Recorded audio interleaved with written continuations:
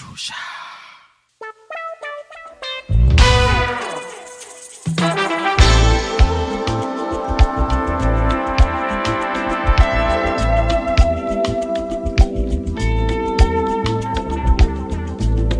Stay home, missing me stay. Me pese me coaching. Abaisi minda, missing minda. Manu ye me medi. Where will I go from here?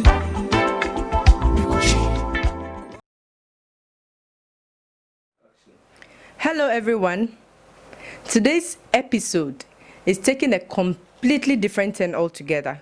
So we are in Impraiso, Kwehu, Eastern Region. We'll be interacting with two young-looking historians who are abreast with the Ghanaian culture. They are really endowed. But before I introduce them, let's quickly acknowledge our sponsors. Vinash Makeup for beating my face, Viva Yogo, King Code Properties, Searchlight Africa, Unisex Salon and Boutique, and Asafo Exotic Products. Let's say it right before we get into our interaction.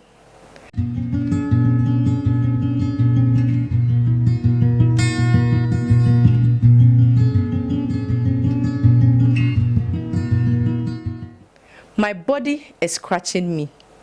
My body itches. My body is scratching me. My body itches. Which is the right phrase?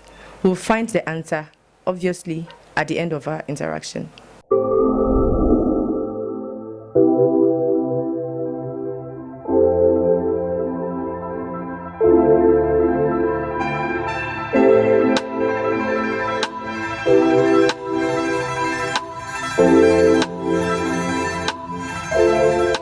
So I am joined by two young men who have completely different narrative concerning the stories and the history we've heard about Ghana.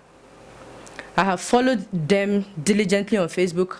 I've read their stories, and today we are with them. We'll be hearing more. They'll be explaining to us and be giving us in-depth knowledge to their own truth. Welcome, Kojo Odehebi. Thank you. Thanks for having us and accepting our invitation. You're welcome. And I must confess, you have a really nice setup. Your artwork is superb. I understand you were born into an ancestral home. Yes. Can you brief us? Can you take us through a bit? An ancestral home is a home where the paramountcy of a tribe comes from. So it's the home that hosts paramount chiefs of a particular tribe. That's the ancestral home. All other sub-chiefs of that paramount chief are not from ancestral homes. They are minor royal homes. So the ancestral home is the home where the major festival of that town is being created from, where libations are being poured, where all practices emerged due to what? The tribe. So when you say an ancestral home, it means a home where a paramountcy is being hosted from, a home which holds the paramountcy of a particular tribe. So basically, all the cultures of that tribe came from that home. Okay. That home is the main source of a particular tribe. That's an ancestral home. Would you be okay taking us through the positions your immediate family relatives hold? Oh, for the positions, I don't really think it's necessary, but okay. I can give you some kind of people who come from the ancestral home. My ancestral home at Koboland is the home of the fetish priestess. The fetish priestess is the most powerful lady in the land. She is even powerful spiritually more than the paramount queen. Okay. They are the king and queen makers. They speak to the gods and then determine who is next to be a king, who qualifies and who doesn't. They determine the time cases come or what should be done for cases to leave the land. Okay. And then also when there's a problem in the tribe or in the main town, they consult the gods and do all type of things. Something like the fetish priestess sometimes goes to the river during dry season and cries to the gods for rain. And within few minutes, it rains on her back home. So have you experienced I've experienced a lot. That's my grandmother. I've experienced a lot. Yes, when we were kids, sometimes the paramount chief would be like, okay, Nana, we have problems in the land. The crops are dying, things are waiting up. So what should we do? Say, okay, let me consult the gods. After some deliberations and sacrifices, then she goes to the stream, goes and performs all the sacrifice. She cries to the land, and then rain starts pouring. It comes just like that. Yeah, so basically the ancestral home is a content of all these things. Okay. That's the home I come from. Okay, so basically, how did you become a historian? I didn't become a historian. I was born in history. Okay. Yes, because the moment you were born, we weren't normally born in hospitals. We were born in shrines, herbally. So you were born in a shrine? Yes, the moment you were born, you see artifacts, you see creatures, you see bones of animals and stuff. You see tools used for pouring libation. You see gadgets used for rituals. So all those kinds of things are history. Because the moment you are growing, you are touching them and you are asking, Mom, what does this do? What is this? Where is grandma going? Oh, grandma is going to the river. Grandma is performing something. Fine, something like our depot culture, where we do those puberty rites for the depot ladies. When they come to the shrine, you ask, Grandma, why are they half naked? Why are they having beads all over? Those guys standing at the back of the shrine, what are they doing? So as a kid, I was born in history. Okay. I was born from there. So everything surrounding me seems like some ancient thing, something like royalty. Yes, that's how it became. So are there books, ancestral books, do you read? And you attended schools. Why did you have to go to school? Yeah. To like learn the white man's. Yeah, I have to go to school so that I can be able to cope with the modern world. You know, there are a lot of languages in the world. There are a lot of languages on earth, and I'll be traveling to places. I can't just be speaking my home language to everybody. I'll become a mad person. Everybody will look at me in a different form. So I need to go to school to be able to cope with the modern language, the universal language, which is the English. And even during, in the old days, our ancestors have the Bible. They were given the Bible. They don't even know how to read. So missionary schools were set up so that kids will attend. They will attend so that they'll be able to know what is in the book, the contents of the book, and abide by it. So even to become a godly person or to follow the word, you need to learn a lot of languages so that you won't be stranded. Yes, so that's the importance of school. No matter what, you have to do that so that you can fit into the modern world. That's why. That's beautiful. And okay, so let's look at the current trend. There's a pandemic, Corona. And I know there's some kind of history to Corona, just like the AIDS. We all know where it came from, like what it said. Is there anything about Corona you can tell us? Corona. Corona, Corona is a virus, and there's no natural virus. You can have bacteria and fungi, which is natural. Fungi and molds. When you keep bread exposed to air for some time, for some days, weeks or months, the mold forms on the bread. It's not artificial, it's natural. Mm-hmm. Yes, there are another form of bacteria comes in the form of mushrooms. Yes, because there are some mushrooms which are poisonous. They are a form of bacteria and molds. But for viruses are artificial. Viruses are created in labs. So they are chemically and scientifically made. So when there's an outbreak of a sickness and the diagnosis shows that it's a virus, then you must know it's being created for a purpose. Before I'll create a virus and inject it into my dog, then that means there's a purpose. I want the dog to fulfill some promise, or I want the dog to fulfill a certain kind of work. You see, so we all know it's called coronavirus, COVID-19. The reason of the 19 is because of the year it's been released. It's been released far back in 2019. Last not year. 2020. Yes, last year 2019, and the reason it's being transmitted is to depopulate a certain part of the world. This country. Wait, who created it? Okay. They created it specifically for depopulation. Who is China. the they? Yes, they refers to China. Okay. And his or her colonies. Okay. Russia, Germany, and Australia. Those are the colonies. Those are the friends of China. You know, America is the only country which doesn't have colonies. Doesn't have countries which let's say it controls or something. Yes, it's like America sees itself as a nation on its own. Yeah. It tries to control everybody. They see themselves as a superpower. China also sees themselves as a superpower. Now, the reason why China was invented, that country was being formed or invented, is that their theme was, let's create our country. Let us not focus on others. Let's develop ourselves. Technology, education, science, medicine. When we reach our highest peak, let's try to pull the rest of the world down. Because for now, we've overdeveloped. So now we want to show that we are powers, we are borrow. So we want the rest of the world to bow to us. Now our population too is many. We know China's population is 1.4 billion. Alright. China's population is actually not 1.4 billion. It's 1.9 billion. 1.4 billion is the population of China according to their birth and death record. But those who are Chinese, who were born in China, who don't have an ID card, just like the Ghana card or ID card we used to vote, those who have the China card are those with the number of 1.4 billion. But those without cards, those immigrants who married Chinese, which gave birth to Chinese kids, automatically makes them the Chinese. All those people are part of the population, and they are 1.9 billion. So how do you know this? Are they in books? They are in books, but not every book.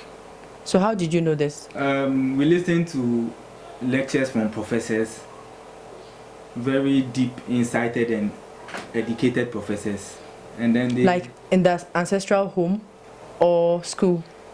We have professors everywhere. We have professors in formal education and informal education. Informal education refers to the ancestral homes, yes, the shrines. We have professors there, the chiefs, the kings and others. They are also professors in history. Yes. So when you see them, you pay a price, they will give you the info you want, and then whatever you want to use for, make sure it's for a good use. Yeah. So that's the reason I got to know China's population is 1.9. Okay, so the ancestral professors, the informal professors gave you this information. Both formal and informal. Okay, so Yes. let's go on. So the 1.9 billion, they've seen that no, we are overpopulated. Let's do something to wipe out the aging, people who can't work for us again. The young coming and the old. So the virus is targeted at people with weak immune systems. The active youth have strong immune systems, but the young ones coming and the aged ones are having what? Weak immune systems. And if you are youth and your feeding habits and lifestyle habits is weak, and you have a weak immune system, you'll be wiped out of the country, because they want people who are strong, energetic to work, because they try to get more scientists and more billionaires. China has more billionaires than every country in the world. Yeah. Even the number of billionaires in China is more than the rest of the world. Billionaires in the rest of the world. So they created this virus, they invented this virus, and then they started using it. They started using it by hospital equipment and all those kind of, I'm sick. Oh, I'm old and I'm sick. I go to the hospital. Okay, fine. I'm being injected. Let me go. That's the type of thing. So as it was going on, it started in 2019. They started that sort of life in 2019. Back to 2020, they said no, we can't only wipe our population. Let's try to show other countries that what we are superpower. America says he is superpower. He invented HIV and destroyed a lot of people. And HIV is asymptomatic. Asymptomatic means it won't wipe out completely. A pattern of it will stay. So no matter what, for years to come, HIV is like that. So what language is that? It's English. Say it again. Haptic. Asymptomatic symptoms. Okay. Yes. So that's how it is. So Corona has been created like that too. First, they made us realize that we get it through flutes. Let's wash our hands, sanitizer, whatever. Now they said airborne, nose masks, face masks. We'll be looking like ninjas. Now it has the same thing where it will be like malaria, Ebola, HIV to be in the system. So when your immune system is weak, it will worry you. Even when you have malaria and your immune system is strong, it can fight against it. But when your immune system is weak, that's when the sickness pulls you down. Yeah. Yes. So they injected into their people, sent them as tourists to countries. As far back as 2017, 2018, Chinese tourists were wearing nose masks. Years ago, they were wearing nose masks when they visit countries, Russia, Germany, Australia, Cuba, but nobody saw it to ask, why are these people wearing nose masks? Are they trying to tell us that our country is more dusty and polluted than theirs? Or smells. There's no country that's more polluted than China.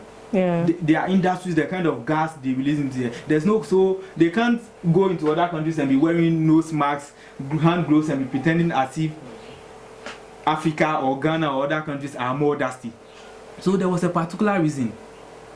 Just because they don't want to infect their people more, then they travel outside. When they wear those masks, or your country is that, this and this and this, remove it. Converse with people, have interactions, meetings, conferences. Then send some as NGOs. They come to our orphanage homes, distribute stuffs, shake people. Oh, I'll hug them and stuffs. Then they get it. So that was the motive of this virus, and here we are that it has constricted us, and it's really disturbing us. So do you think things will get back to normal? Things should have gone back to normal a long time if a critical look should be given to it. The Chinese knows that the virus will not wipe out. They knew clearly, but they are telling you that for the virus to go, unless you have a strong immune system to fight it back, and then use hand sanitizers and use nose masks. I hope you understand. Yeah. So it's a form of order. If I create something, I tell you before that thing will go, you have to do this, you have to do this. Then basically I'm controlling you. So this is what they want. And they are achieving it. And they are not backing off because their allies, such as Russia and Australia, are yet to come and add theirs. So we just have to prepare. We just have, because there are more viruses and stuff coming. And every country is trying to be a superpower. So America will also come and be like, okay, fine, let me also release this for the world to bow. So now China has no problem. The only problem now is to wipe us off.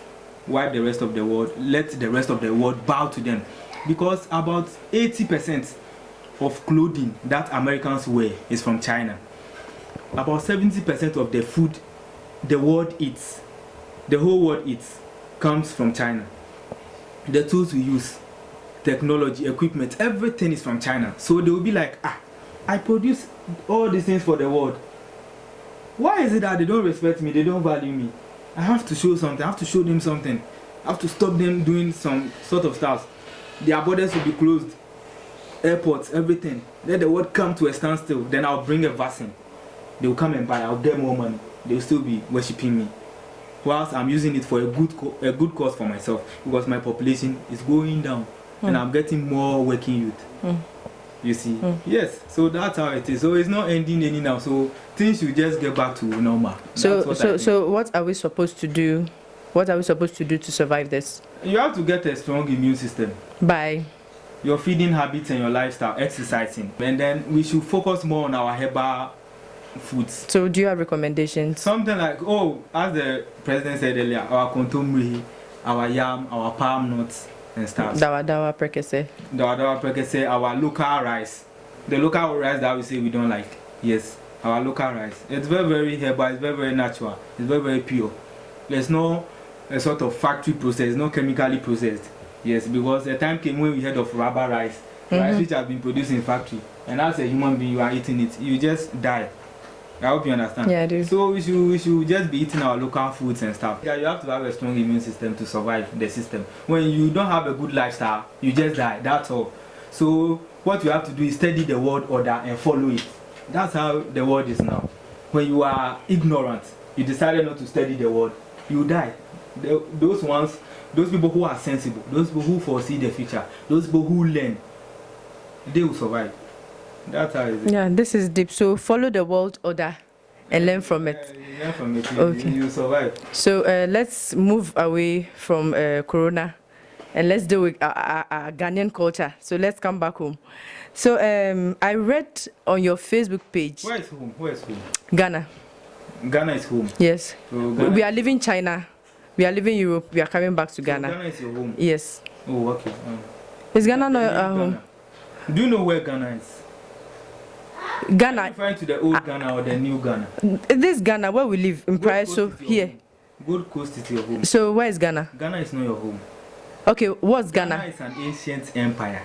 It doesn't exist in Africa. Where is it at? It's in Asia.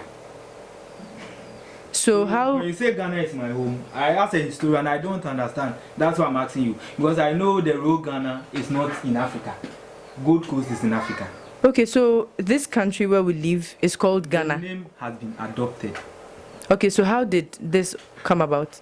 How did this come about? It's been adopted during the colonial days. Kwame Nkrumah, these people had deliberations and people wrote books on it, and they decided to take it from the empire just because we resemble them.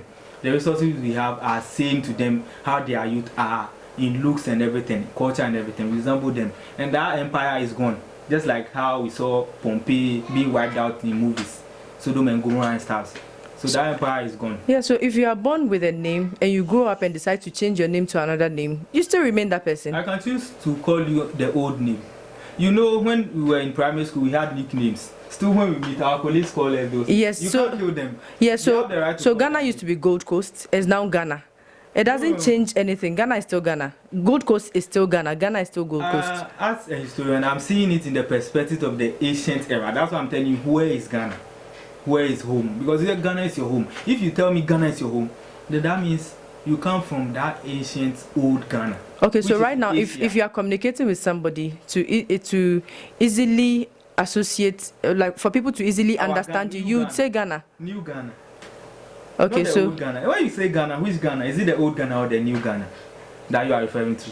The Ghana we know, the Ghana we are in. You don't. The Ghana we know. I'm not part. I don't know the Ghana we know. Okay, the new Ghana. Ghana, you know, I don't know that. So now let's come back to the new Ghana. Our Ghana. Our Ghana, where we are now. Our location. Yes, in Praia, so our Ghana. I read a story on your Facebook about Asantewaa.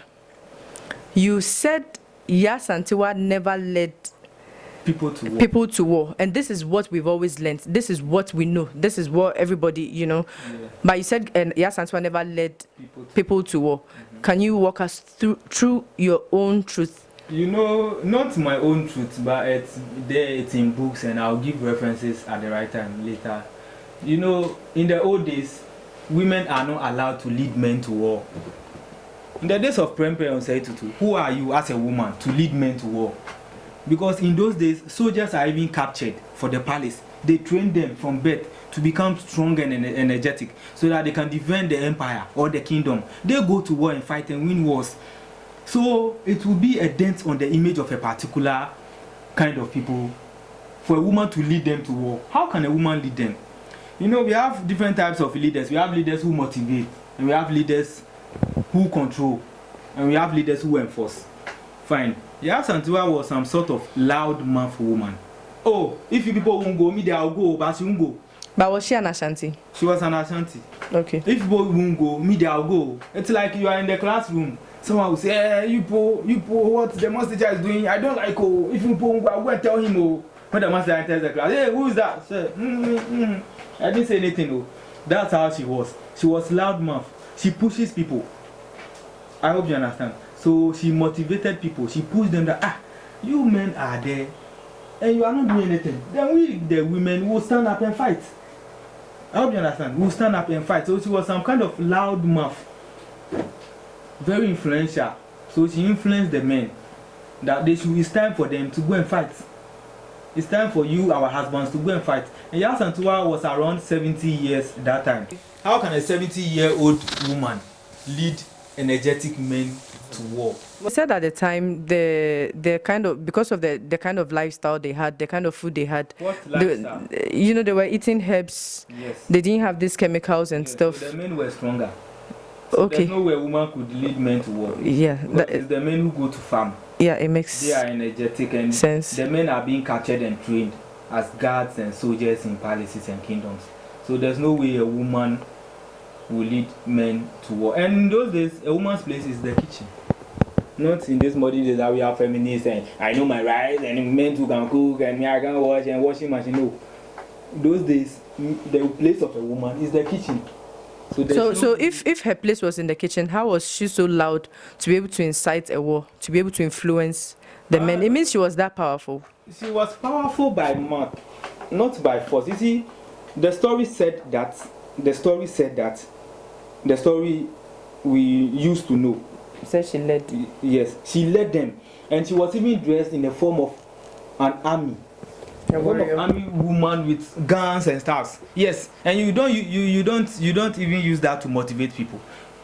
The story made us believe that she actually led them. She took guns and fought. No, I'm sure what she was taking is spoon and ladle and clay pots. Yeah. So why was she captured in the end? Yes, when you are part of a demonstration, you'll be captured. Okay, so trying to kill is killing. Yes, when you say, Charlie, let's do a demonstration. Once I'll not be part of it, but let's do a demonstration. So when they find out, when they investigate, they will find out that it is Kwame. That said they should do the demonstration. That's why she was captured. Okay. Yeah, I do. She was part of those who influenced the people to demonstrate, the people to fight. When you're an accomplice of a crime, you'll be arrested. It's simple, yes. So she never came back after she was captured. She died. Oh no, in exile. They won't let you come back. Okay, so let's go back a bit. You said we've seen pictures of her in dressed like a warrior going. Are you saying she wasn't the one, or she was made to dress that way? Wasn't her. That was an ancient woman of the Volta kingdom, of the Volta region. Whose place wasn't in the kitchen? No, her place wasn't in the kitchen. You said in the past. She wasn't a fighter. That picture. That woman wasn't a fighter. She was just dressed that way. She wasn't actually a soldier. I mean that picture that depicts Asantewaa. A Voltarian, yes, a lady. Okay, and who is that woman? She's a priestess. Oh, okay. Yes. Okay, so Asantewaa, do we have her picture? Asantewaa is there, the real Asantewaa. We have you've seen her picture, her real picture.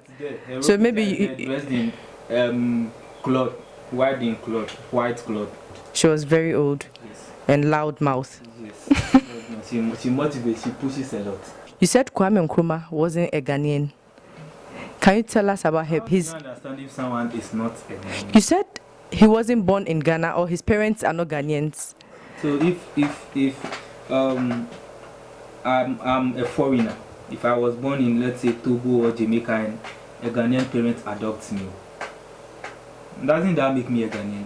By adoption, yes. So I'm a Ghanaian by adoption. Yes, but so the sentence Kwame Nkrumah isn't a Ghanaian is wrong. Okay, we want to know the real history behind Kwame Nkrumah, his birth. The real history started from when anytime he visits Guinea, and he makes a speech that I'm happy to be in my fatherland. I'm happy to be in my fatherland. Why should you say that? Why didn't you say that in Ghana as a Ghanaian?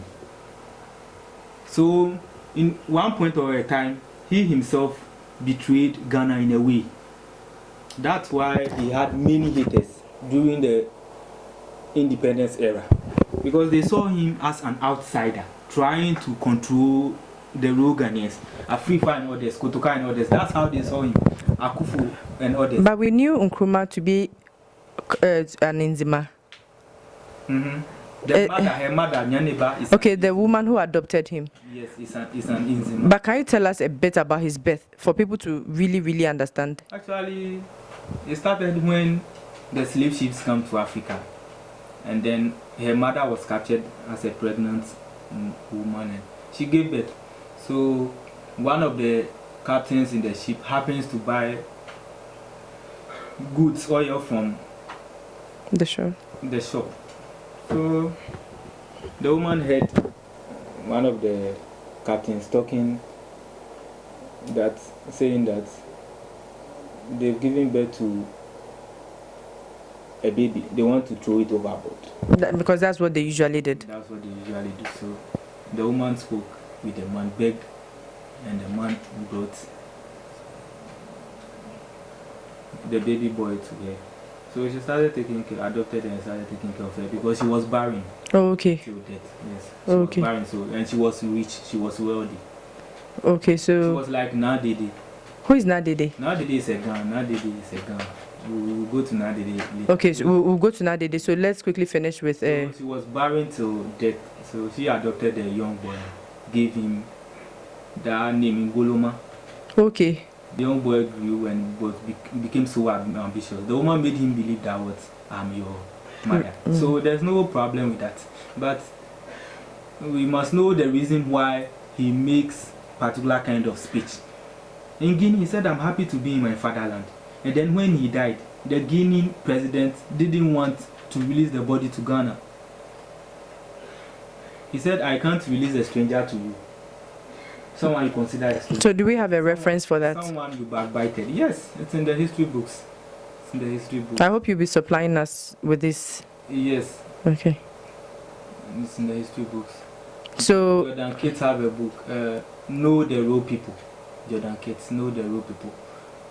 That kind of history is in. So the topic should even tell you where the story is coming from. so Nkrumah died in Guinea, Yes, and his body never came back to Ghana. body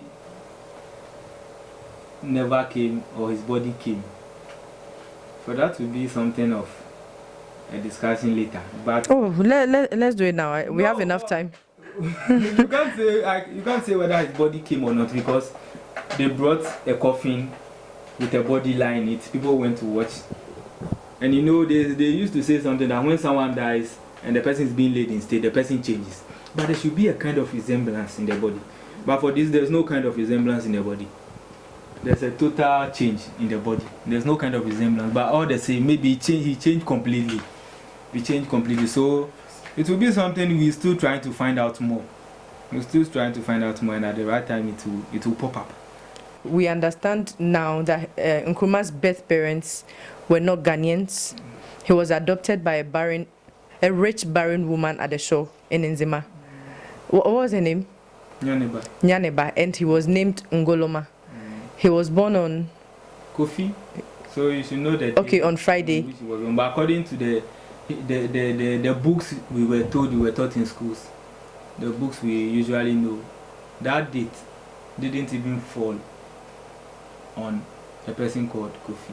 So there's more to it, and we'll find out. You ask now. Yeah, Nadede. Who is she? Nadede is a Ghanaian woman, very rich and very popular during the days of Kwame Nkrumah.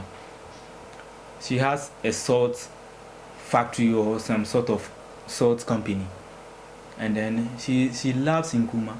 In fact, a time came when they were saying that Nadede Aite is Nkrumah's lady. Some sort of, they were dating or something. Like a concubine. Because she likes Nkrumah. She likes the ambition of Nkrumah. How Nkrumah is trying to progress the country, Ghana and the whole of Africa. Like also Dam and all other projects, factories and stuff. So she invested all she has into Nkrumah's CPP party. Everything she has. She was the chief financier of the CPP party, and she used to have a white friend, concubine or some sort of. So she had a conversation with the concubine, and a friend brought some buses to Ghana, double-decker buses in Accra mostly. So then she named the buses after her, Nadede. So okay. You see, Auntie Dede. Yes, those buses came from her idea. Oh, okay. And she died through food poisoning at Ho in the Volta region. The reason was that she died terribly, and it was because she had many haters. You see, she supported Nkrumah against her own kinsman, Danko. Oh, okay. So she generated more haters for herself. And during elections, she can mobilize the whole of Accra market women to vote massively for Nkrumah. Imagine. Because she's very powerful. the market women, when they have financial problems, they come to her, she helps them. So they all took her as their mother. Yeah. So it seems the whole of Ghana, she was very popular. Nowadays, she was very popular. So she used all her money, and she never gave birth. She was also a barren woman. Was she married? She wasn't married. So she used everything she has. Those times, her mind was on money, business, money, supporting Nkrumah, money, business. So no time for marriage. Yes, no time for marriage. So because of that, she had more haters for herself. Because to Nkrumah too had a lot of haters. And a time came when they went, she followed Nkrumah to the Volta region for some conference or campaign or whatever, and she was served tea. Later realized that it's food poisoning, and then she died. An autopsy was required on her body, and the government at that time rejected it. That no autopsy should be carried on her. So how did they know? Oh, she was poisoned. So, she vomited. She vomited profusely there, seriously. So because of the autopsy matters and all that things, to wipe it off, they said, fine, let's hana her. Let's put her on our 50 pesos coin. Oh, okay, so it's her face on the 50 pesos coin. Yes, that's Nadi. Oh, nah. So she was handed and placed on a 50 pesos coin. So Nkrumah honored her? Not particularly Nkrumah, but other people too, the government officials and others who know of the CPP party. At that time, the CPP party was the largest and the biggest, the strongest. So they decided that no, let's honor our woman. She financed our party, just like how some politicians are financing parties and they say whatever they like on TV. Nobody questions them. They can say this person is this person who did this. Go and kill him. The person can die, and then nothing will be done about it. So that was the power Nah had. She had. Was the power. So they handed her by placing her on the 50 pesos coin. Yes. You see, so that was not that is really deep, and you seem to know a lot. You see, I have followed you and I read a lot of the things you've written, and honestly, I was expecting to meet an old man to have all this kind of knowledge. So how that's like an old looking person, how does maybe you have an old soul, that's why you know all of this, but physically I thought I was going to meet like an old man with a lot of gray. 70 years, but the person has touched books, or the person is not that inquisitive, so the person who know much. You see, kids can tell old men history, and there are old men who also tell kids history. Yes, so it varies. How do you feel? How does it come? Like when people meet you for the first time, what's usually the reaction? The reaction, they become surprised. That means they don't even believe it. They say, no, it's not me. So I show them the Facebook account and stuff, and they believe it because it seems unbelievable to most people. And I always try to stay anonymous. Don't you fear? Are you not afraid? I'm not afraid. Because you have a whole like different narrative. I'm not afraid of the truth. Some people know the truth. If you check my pages, how people comment, some of them had the idea, but because of fear or the lack of more research, they don't really have much info on that. So fear kills a lot. So because of fear, people know, but they are not ready to search more and know the truth. Yes, they are not ready to search more and know the truth. When you tell me that, oh, someone went to swallow something and walked many miles and came back and vomited and planted and stuff, I'll ask you, how long did the person travel? What did the person swallow? Can't that thing digest? A whole lot of things will pop to my mind. So you need to be inquisitive. So please, I want to be inquisitive. Whose story are you talking about? Who swallowed something? I'm giving an example. But did anything of that sort happen? Something which is not good for you. You know, when you swallow something which is not good for you. You said somebody swallowed something and vomited and. You can eat pawpaw and swallow the seeds. When it's not good for you, you can vomit it elsewhere. You can be walking away somewhere and vomit it. It will germinate. So is there anything in our history? Any story in our history that says somebody swallowed something and vomited somewhere and they planted it? I don't know if you can refer me, if you can give me an insight, but for me... I saw something on your page concerning... Yes. Sometimes you didn't see... What do you know before seeing it on my page? You heard a person's name, popular person... Yes, I heard Tetekwashi swallowed the cocoa seed from... That's what you heard. Yes, and came to Ghana, vomited it and planted. That's how come we got cocoa in Ghana. You have a different narrative. You swallowed it from where? I want to know. Fernando Po. Okay, Fernando Po. But the history books never mentioned Fernando Po. And Fernando Po is in Guinea. At that time, Guinea wasn't having cocoa. So I'm surprised if he went to swallow it. And he went there for what reason? He came back for what reason? Did he go there just to go and swallow cocoa and come? Will I say I'm going to Accra just to go and swallow banku and come? Or I'm going to Accra just to go and swallow pawpaw seed and come? I don't see how it's correct. So to you, are you trying to be logical? That kind of question is what makes people to search far. That kind of question, that kind of thinking is what makes historians like us to look deep into things. So have you been able to look deep into it? Do you have your facts? I'm still working. You're still working. Yes, so life doesn't. We are still moving. We are still learning. So I'm still working. Okay, so I think we'll be coming back for that response. We would want to know. Back. In life, you don't need to move back. Okay, we would want to know. Maybe it will meet us ahead. Okay, if it doesn't meet us ahead too, then we'll go. But you know, when you see something, you can decide to swerve it. It's not everything that you see that you accept. It can kill you. So have you been called? Do you go out to teach people? Do people reach out to you like I did? Like how far have you gone with your teachings? Not seriously and intensively like how you did, but in schools, conferences and meetings. So you go to like high schools?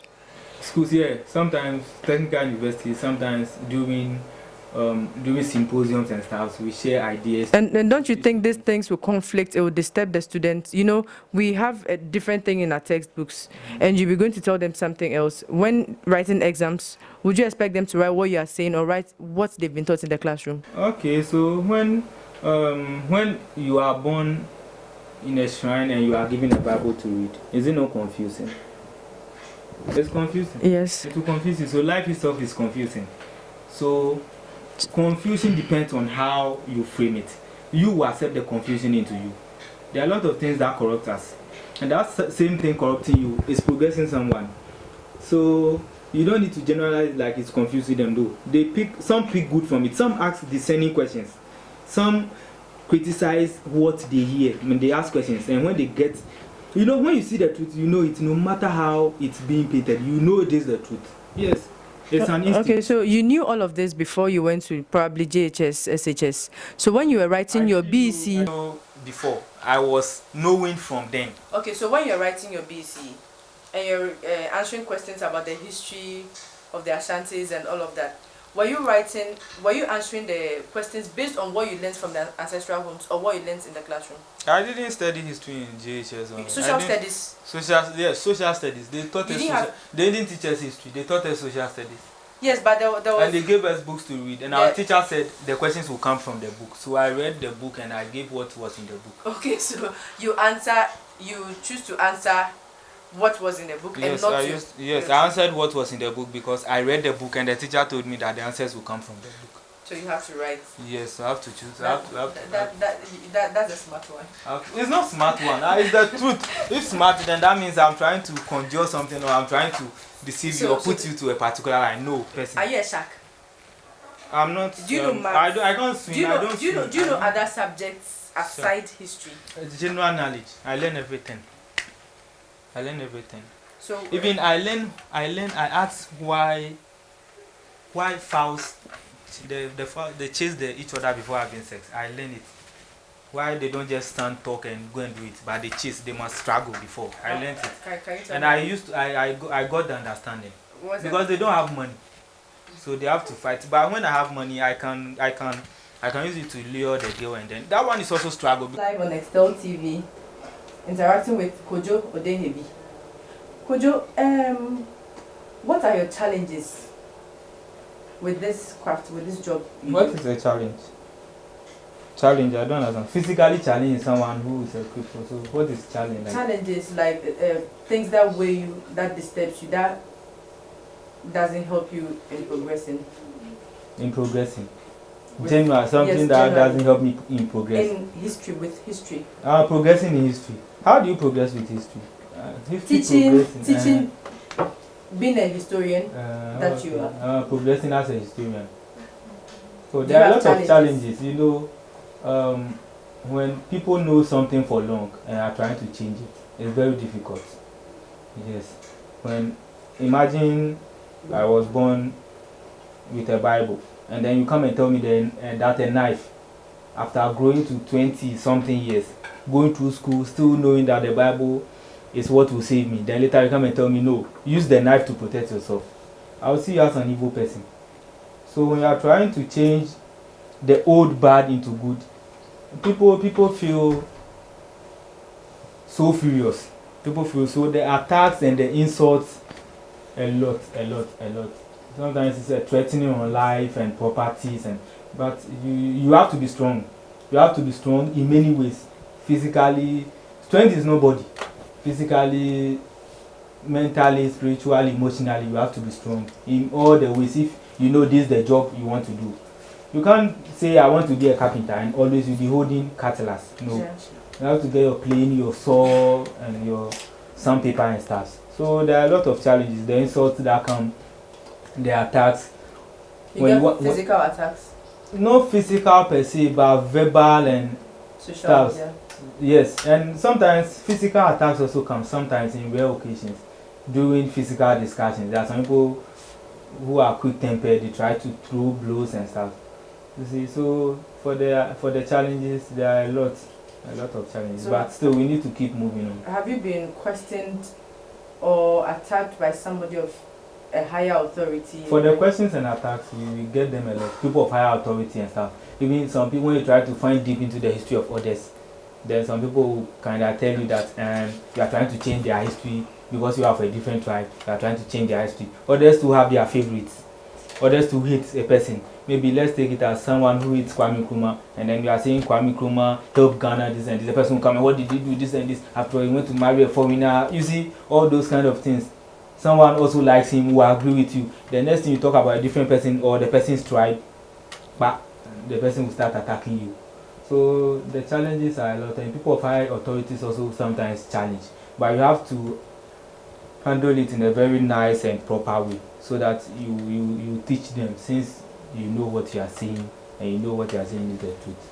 So what do you intend doing? What are your plans? Sending my knowledge far and sharing it to the world. Like you are doing? Yes, with us sending now? it far and sharing it to the world. So you are looking at traveling? Yes, the travels goes on always. The travels have started long ago. So are you writing books? Yes, I'm writing books. I have books here to be licensed and published. I have books, a compilation. I have a particular book which has a compilation of about 200 to 300 stories in. So I'm here to register them, and then from time to time we'll publish them. With nice graphics and stuff. It will really be a good one, because people would want to know more. I want it to be exceptional. To be different, hard to get, difficult to get. Yes. Why? So, yes, because it's learning the truth. The truth is expensive.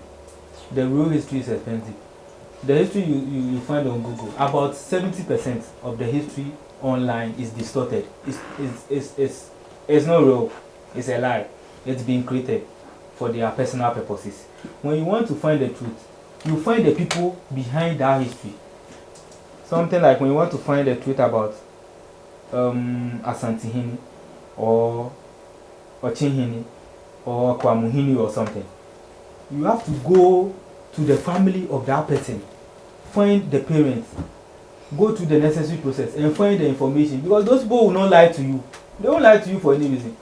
But those who send it online, they monetize it and they are selling it. They are just doing it for them not to go hungry, for their own benefits. You see, so finding history, the truth, the raw truth, is very, very difficult.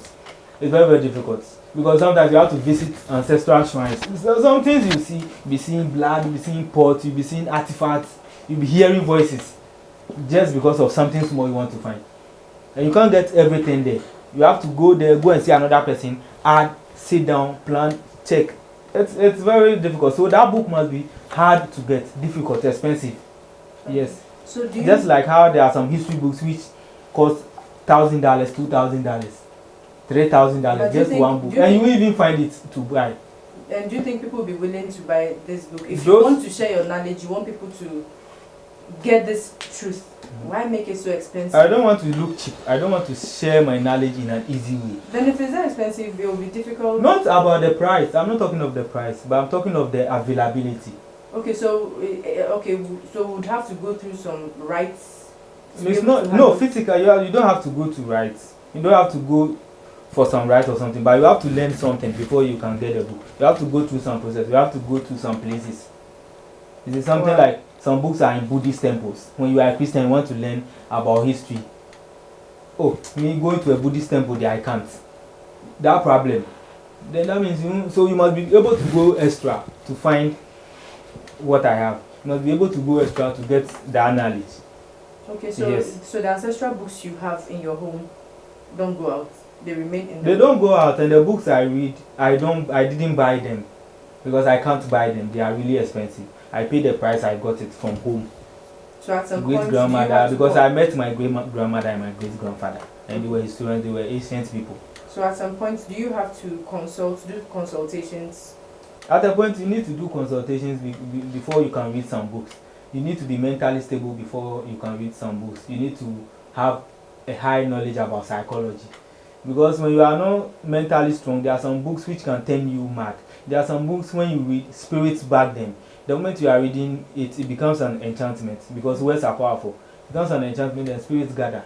Dwarves and all sorts of things. When you are not strong, they can bring you down. So you see all these things, They'll just you see spirits and dwarfs, you interact with them.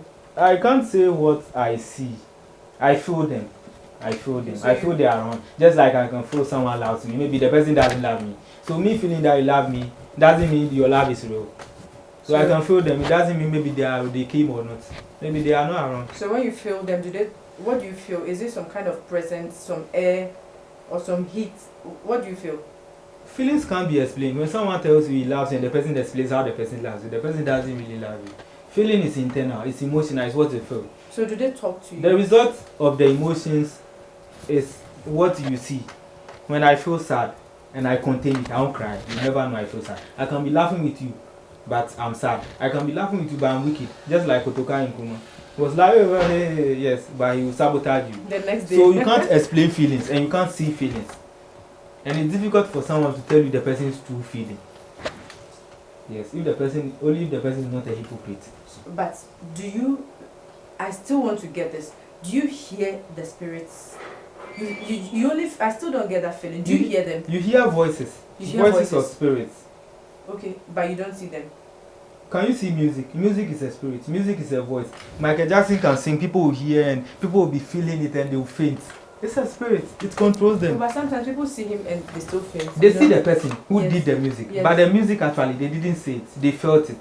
Okay. And it moves them. So what I felt is what is moving me. I can't explain. So you are able to talk to the spirits. They speak back to you. They tell you what. I talk to what I was feeling. And then I get a response. Like audibly. In your ear. Yes. You don't feel things in your ear. So how do you communicate? How do you talk to them? I still don't get it. As I said, I told you earlier that words are enchantments. They are powerful. So as you are reading those words, you are talking to the spirits in a way and they come to you, whether you know or you don't know. You see? So are there spirits here now? There are spirits everywhere. When I pour blood on this, it turns into something else. The spirit that likes blood will come around. There are spirits around. There are dwarfs everywhere. There are things you do that dwarfs will circle right now around. Yes. So but right now we haven't done anything, so they are not around. They are around. Hey. There are spirits everywhere. This magical. A phone, technology, it's magical. Why are satellites in the sky and then when you make a call, it transmits to someone in Accra? No, I'm not talking about technology. I'm talking about the traditional. I'm telling you that there are spirits around us and technology is a spirit. The voice is entering this and going somewhere. It's a spirit. So there are spirits around us. Then if you are talking about these spirits, then I think it's just normal. Yes, so spirits are normal. Spirits are normal. So when I see a dwarf, it's normal. It's not something exceptional. So you see dwarfs? I said when. So it means you see them? There's a possibility. When? Not now. When I go to Accra. I'll go to Accra, but not now. Hope you understand. Tell our viewers, what else, what do you want us to know? What I want you people to know, viewers to know. they must be able to ask questions. They must doubt things. Yes. When you tell me that, hey, Mike is dead, I'll tell you it's a lie. It's not true. Maybe I knew it's true, but I'll tell so that you tell me more. Oh, they said he took this food and died. You cry. Oh, it's not true. You are lying. Which food? This food. Banku and Banku. Now how can Banku keep us? When you don't cook it well, you die. Are you sure? So now I got to know that when you don't cook Banku well, you die. Michael died because of Banku. Banku can kill 3 things just from the death of Michael. So we must be able to ask questions so that we get answers, because we are the generations that will change things. If we don't change it now, nobody will come. We have to change it so that our kids will learn from us. When I give birth and I teach my kids the traditional way, the African way, that's how you grow. When you also teach your kid that way, that's how your kid will grow. So if you're telling me to ask questions, and you're telling me this without evidence, you see, I find it hard to believe you. I told you what without evidence? This dwarfs in spirit. Without evidence? Yes. Curiosity kills the cat. It has an explanation. Not everything is good for your soul. You must be able to know what your soul likes so that you feed it with. So not everybody needs to see everything. I don't know whether you are allergic to dust or not, so I can't release it. Maybe they will say I killed you. What if you see some things and then you are not existing anymore? Yes. So you must know what you find. You must know what to search for. This interaction is really deep. And we are still with Kojo Odehebi. Okay, so Xtel TV is still in Impraiso, Kwehu. We've been made to believe a lot of tricks and ways traditionalists use in catching thieves, you know. So Kojo is going to demonstrate one trick. We've been seeing videos around where they use brooms, like 2 brooms together, to catch thieves.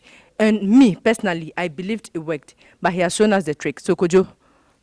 So, basically, the thing is, in most traditional homes, when an item gets missing, they send the kids or those present at that particular home to a shrine for a priest or priestess to check who indeed stole the thing.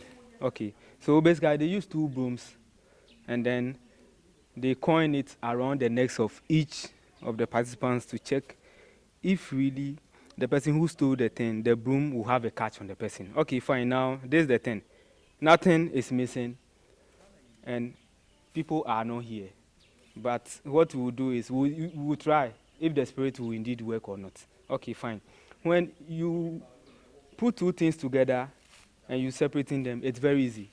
But when you combine them and you weave them, it's very difficult to separate. So when you weave 2 brooms physically, it's difficult to separate them. That's how it is. Look this. We just put them in each other, then twist it.